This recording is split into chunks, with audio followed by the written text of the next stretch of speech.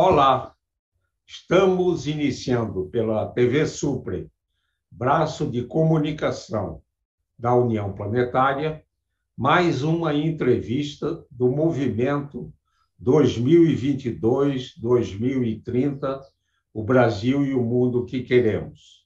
Uma parceria da Universidade de Brasília, através do Núcleo de Estudos do Futuro, do Centro de Estudos Avançados Multidisciplinares, com a União Planetária. Hoje teremos o privilégio de conversar com o professor Guilherme Ari Pronsky.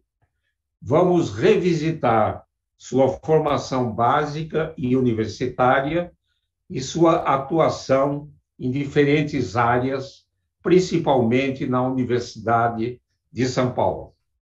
O nosso convidado é graduado em Matemática e Engenharia Química na Universidade de São Paulo, onde também obteve o mestrado e o doutorado, e também a livre docência. Tem pós-doutorado no Rensselaer Polytechnic Institute nos Estados Unidos. É professor titular da Faculdade de Economia, Administração e Contabilidade e professor associado do Departamento de Engenharia da Produção da Escola Politécnica da Universidade de São Paulo. Atua em pesquisas em várias áreas, sobretudo na automação dos processos de engenharia e na interação da universidade com empresas. Publicou 85 artigos em revistas científicas, 47 capítulos em livros e 11 livros. Orientou 17 mestrados e 45 doutorados e supervisionou 5 pós-doutorados. Foi Fulbright Visiting Research Scholar no Center for Science and Technology Policy da Rensselaer Polytechnic Institute, nos Estados Unidos. Foi diretor superintendente do Instituto de Pesquisas Tecnológicas do Estado de São Paulo e presidente da Associação Nacional de Entidades Promotoras de Empreendimentos Inovadores, a AMPROTEC. É diretor da área de gestão de tecnologia em educação da Fundação Vanzolini e coordenador de projetos na Fundação Instituto de Administração. É membro titular e conselheiro da Academia de Ciências do Estado de São Paulo, a ACIESP. Coordenou a rede internacional University-Based Institutes for Advanced Studies e integra a junta de governadores do Technion Israel Institute of Technology. Recebeu inúmeros prêmios e homenagens, das quais destaco Cavaleiro da Ordem das Palmas Acadêmicas, concedido pelo Ministério de Educação Nacional e do Ensino Superior e Pesquisa da França. Prêmio USP, Trajetória de Inovação, pesquisador emérito do CNPq e, atualmente, é o diretor do Instituto de Estudos Avançados da Universidade de São Paulo. Muito obrigado, professor Guilherme Ari Pronsky, por ter aceito o nosso convite. Pediria, inicialmente, para revisitar sua infância e juventude e sua formação básica e universitária e os caminhos que o levaram à formação tão eclética. Bom dia, professor Isaac. É um privilégio participar do programa e uma honra ainda mais especial ser entrevistado por você. Você é um ícone do Sistema Nacional de Ciência, Tecnologia e Inovação, da educação superior, e eu tenho muito prazer em conversar com você e por seu intermédio com as pessoas que certamente assistirão o programa pelo mérito que essa iniciativa da UNB e da União Planetária tem. Eu sou fruto de uma crise na Europa, que se tornou uma crise mundial, que foi a ascensão do nazifascismo e que fez com que meus pais, judeus alemães, viessem ao Brasil no final da década dos 30. Eu nasci aqui e, dessa maneira, eu vivi a minha vida inteira, e vivo ainda, naquilo que o Jacob Ginsburg, num livro, intitulou Entre Dois Mundos. Então, eu tenho, por um lado, uma cultura judaico-alemã, na qual eu fui criado. Alemão é minha língua materna, aprendi aqui, eu nasci em São Paulo, mas eu tenho, evidentemente, um forte conteúdo da cultura brasileira. Então, eu me equilibro um pouco entre essas duas culturas, e a vivência entre dois mundos explica, em grande medida, também isso que o professor Isaac chama de trajetória eclética.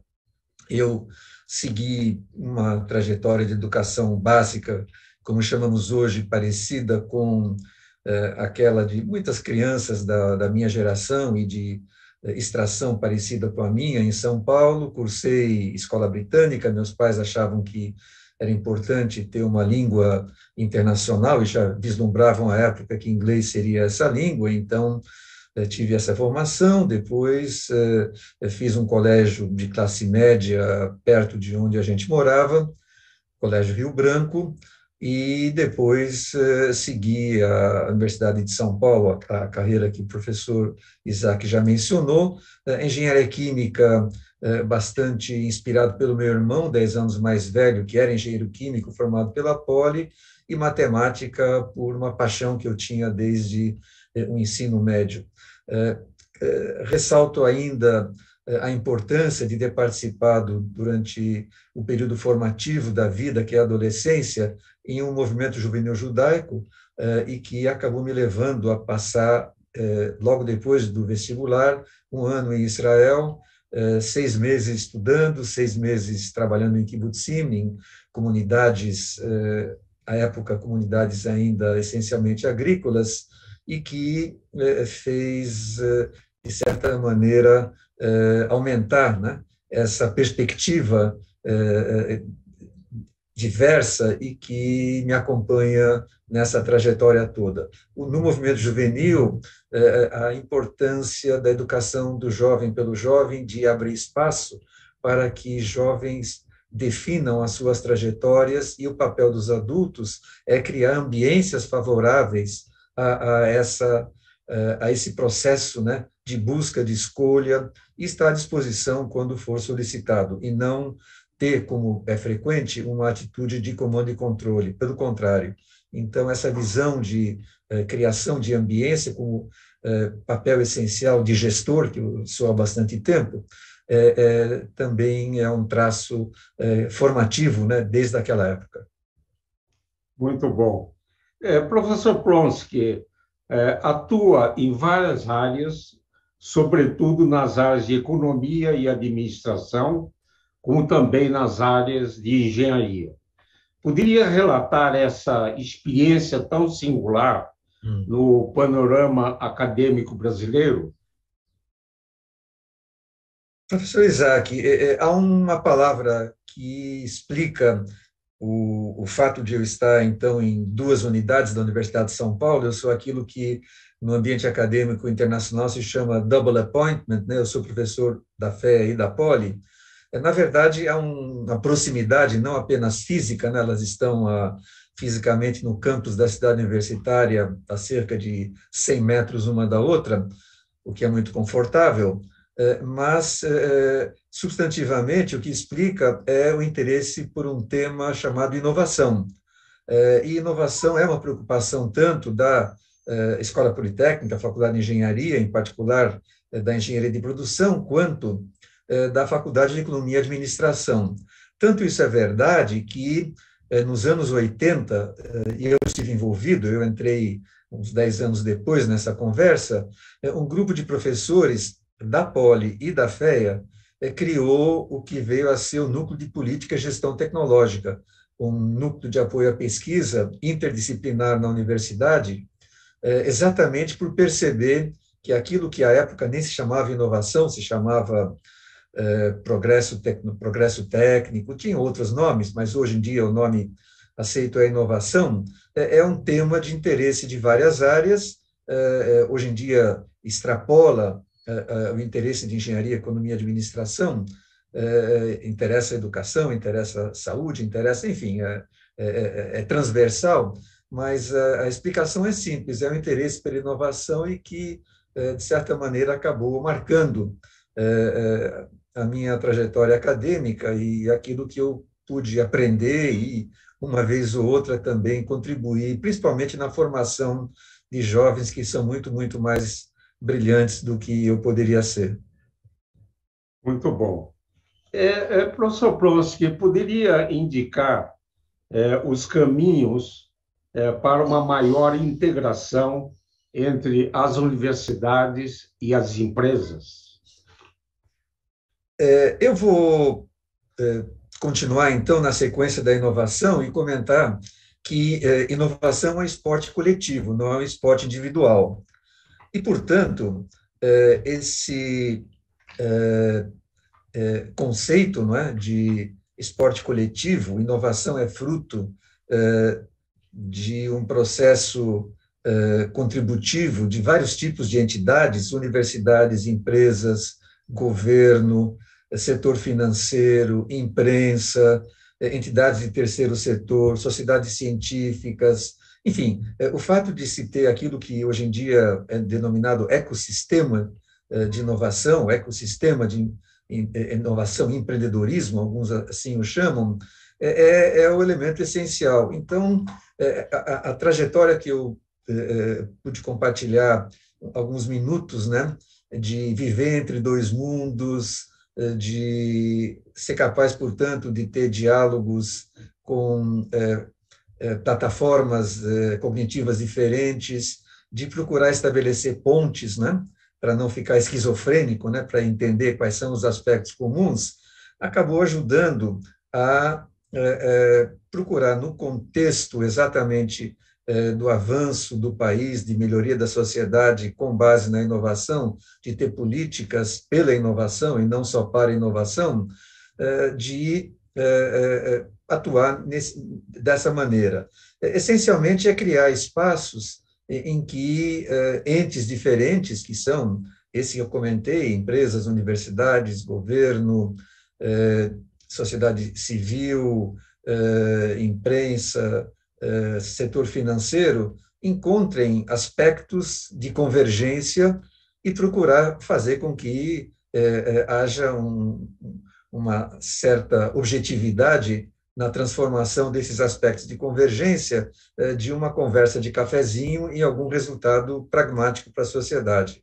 Então, esse é o esforço que não só no Brasil, mas em qualquer sociedade se vem fazendo. Não é fácil, há certamente vários desafios, eu apenas menciono um, no caso do Brasil, que é o fato de nós termos uma legislação em que parcerias público-privadas, e no Brasil as universidades que fazem pesquisa são principalmente públicas, e as empresas tipicamente privadas, de haver uma harmonização, vamos dizer assim, entre as estruturas legais que regem esse tipo de instituições e, mais do que as estruturas legais, também as estruturas mentais que são decorrentes dessas estruturas legais. Então, há muitos desafios, mas a vida é assim mesmo, né? Vamos superando os desafios conforme vão surgindo.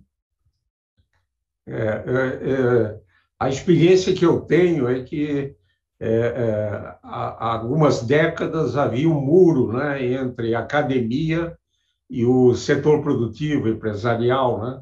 Me lembro que na década de 80 eu fui a uma reunião no Rio de Janeiro, convocado pela FINEP, né, de uma reunião com cientistas e empresários. E era uma mesa comprida, né? E as pessoas foram chegando, né? E quando começou a reunião, de um lado estavam cientistas e outros empresários, mesmo fisicamente, foi como se tivesse um São Paulo e Palmeiras, né? O Palmeiras e Corinthians. E a reunião foi, de certa forma, tensa, porque os objetivos de cada lado havia, claro, fatos convergentes, mas a gente via claramente que era um campo em que não havia muita interlocução. E isso tem melhorado, né? Tem melhorado ao longo dos anos e precisamos melhorar ainda, né? E eu vejo uma oportunidade do setor empresarial incorporar os doutores que nós estamos formando no sistema de pós-graduação consolidado. Professor Plonsky, atualmente dirige o Instituto de Estudos Avançados da Universidade de São Paulo. Poderia indicar a importância dessa unidade e as atuais ações desse instituto? É com prazer. O Instituto foi criado pioneiramente em 1986 pelo então reitor, professor José Goldenberg. O professor José Goldenberg foi um reitor transformador em vários aspectos da universidade. Ele transformou a universidade, que na época não estava com carência de recursos, buscando e conseguindo recurso de empréstimo do BID, que, aliás, me ajudaram a fazer o estágio no exterior que foi mencionado. E uma das preocupações do professor Goldenberg era justamente a fragmentação do espaço de busca de conhecimento novo na universidade, de pesquisa na universidade, e ele conhecia o modelo que, na sua origem, foi de Princeton, né? Do Instituto de Estudos Avançados de Princeton, e então ele procurou, como uma das formas de estabelecer esses espaços de interlocução, como ele diz, né? De encontro e confronto entre saberes, né? Ele buscou fazer isso com a criação do Instituto de Estudos Avançados. Ele teve muita sabedoria em vários aspectos, e um dos aspectos foi que, na criação do Instituto, ele o criou como unidade acadêmica. Então, ela faz parte do Estatuto da Universidade, é como, vamos dizer assim, tem a mesmo status do que Escola Politécnica, Instituto de Física, Faculdade de Medicina, e, portanto, não é um departamento vinculado à reitoria e que pode ser, vamos dizer assim, promovido ou demovido de acordo com os humores das trocas de gestão, mas é uma unidade que tem que buscar o seu espaço e a sua afirmação. Dando um salto, eu penso que, por um lado, continuamos fiéis ao que foi o preceito original, né, de ser um espaço para encontro e confronto de ideias. Eu adicionaria, em primeiro lugar, o aspecto que é natural na evolução e que é a busca de que tenhamos, então, debates de alto nível, mas que esses debates tenham consequências, né? Então, buscamos efeitos sobre políticas públicas, dentro também da universidade, portanto, de certa maneira, o IA se transformou numa espécie de incubadora. Eu posso dar 3 exemplos. O primeiro exemplo é que, ainda para fazer jus a dirigentes anteriores, o professor Jacques Markovitch, que foi o segundo diretor do IA, na época, no começo dos anos 90, então poucos anos após a criação do Instituto, ele notou a importância de que houvesse na Universidade de São Paulo um espaço qualificado para debater as questões do mundo internacional, portanto, a questão internacional, vamos chamá-la assim, que hoje a gente vê como é sempre importante e sempre recorrente. Então, ele criou um grupo dentro do Instituto, esse grupo acabou se tornando, acabou incubado, né? Acabou se tornando um grupo permanente, né? Não um grupo temporário, e acabou sendo o germe do que é hoje o Instituto de Relações Internacionais da Universidade de São Paulo, com graduação, pós-graduação, e que é aquilo que eu entendi, faz parte aí de uma comunidade no Brasil que tem 2 nomes, né, REL e RI, dependendo da universidade. Acho que em Brasília o pessoal chama de REL e em São Paulo, na USP, chama de RI. Mas, enfim, então esse é um exemplo de transformação interna da universidade. Um exemplo de transformação externa fora da universidade é um conjunto de políticas públicas voltadas ao que a gente chama cidades, né? Cidade é um ente que tem que ser tratado também de forma interdisciplinar, então a gente tem a gente chama de centro de síntese, chamado cidades globais. O conceito de centro de síntese é o conceito de que hoje em dia existem muitas pesquisas feitas que geram dados, né, e informações. A dificuldade é conseguir, a partir de tantas pesquisas e tantos resultados, obter convergências e que gerem propostas concretas que sejam capazes de ensejar transformações. Então, esse é um exemplo, o Centro de Síntese de Cidades Globais, e uma iniciativa que eu acho que será cara ao professor Isaac, que a gente está também, nesse momento, fazendo, junto com a UFABC e com a Universidade Católica em Santos, a partir de um edital do Ministério da Educação, é uma proposta de uma licenciatura interdisciplinar em ciências, superando, né, uma série de dificuldades que decorrem do fato de que as formações em licenciatura, elas ainda são bastante fragmentadas, vamos dizer assim, e que isso acaba repercutindo no próprio processo de ensino médio. Então, de que maneira a gente pode articular isso? Então, fomos contemplados com o edital e estamos, nesse momento, né, junto com outras iniciativas, criação de uma espécie de um complexo, de um centro de formação de professores interdisciplinar, levando isso para a universidade, evidentemente, junto com a pró-reitoria de graduação e junto com as unidades, né? Mas, enfim, criar trazer ideias, ajudar a criar ambiências que sejam transformadoras. Esse é o nosso papel e tentamos fazê-lo da melhor maneira possível.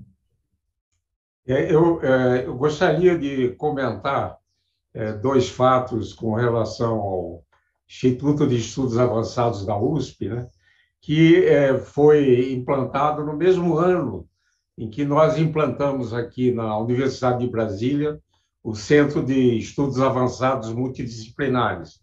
E em 1986, nós convidamos o professor José Goldenberg para fazer uma conferência num ciclo de ciência e sociedade, né? E nós admiramos, foi importante o registro que o caro amigo fez do professor Goldenberg, que realmente marcou história no desenvolvimento científico brasileiro e educacional também. E o outro ponto é que eu acompanho já há muitos anos as atividades do IAA da USP, né?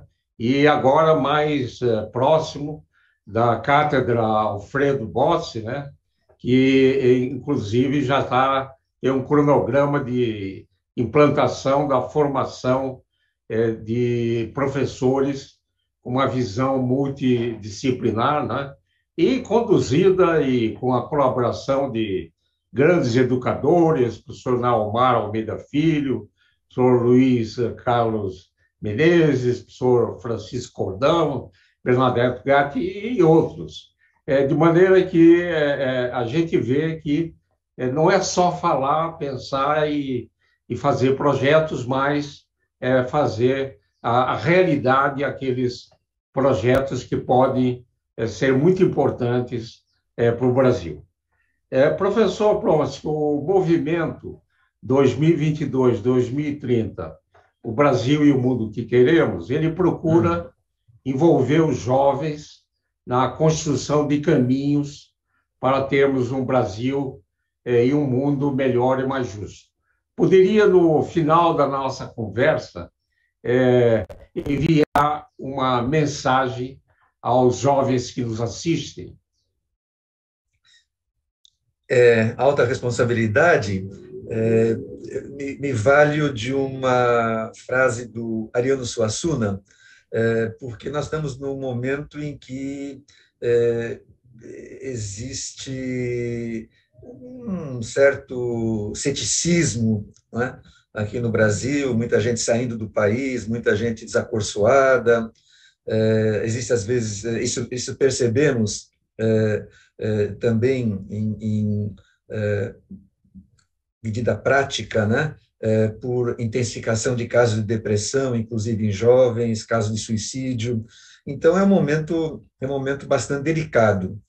E o Ariano Suassuna, uma vez perguntado se ele era otimista ou pessimista com relação ao futuro, porque, por outro lado, se eu estou envolvido com inovação e transformação, e os exemplos que o professor Isaac teve a gentileza de reforçar, é porque a gente acredita que dá para mudar, né? Então, uma vez o Ariano Suassuna perguntado se ele é otimista ou pessimista, ele respondeu: olha, na verdade, ser otimista é ser algo ingênuo, né? Ser pessimista é ser muito amargo.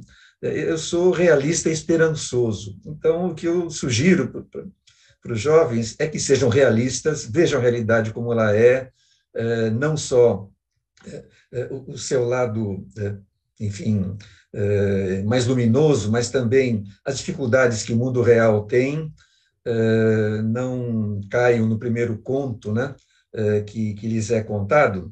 Então, sejam realistas, sejam críticos, busquem entender as várias facetas do mundo como ele é, mas sejam esperançosos.